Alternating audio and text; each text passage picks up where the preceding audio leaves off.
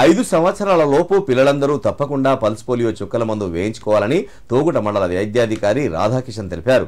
భారత్ను పోలియో రహిత దేశంగా మార్చడానికి ప్రతి ఒక్కరు కృషి చేయాలని అన్నారు. సిద్దిపేట జిల్లా తోగుట మండల కేంద్రంలోని ప్రాథమిక ఆరోగ్య కేంద్రంలో మీడియాతో మాట్లాడిన ఆయన తల్లిదండ్రులందరూ తప్పకుండా 5 సంవత్సరాల లోపు పిల్లలందరికీ పల్స్ పోలియో చుక్కలు వేయించాలని సూచించారు.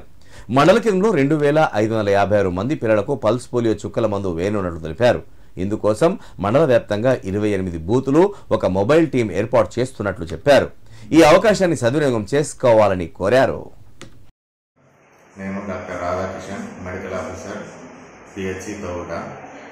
మనకు రేపు అంటే 3వ తారీఖు రోజు మన భారతదేశ వ్యాప్తంగా పల్స్ పోలియో దినోత్సవం జరుపుకుంటున్నాము.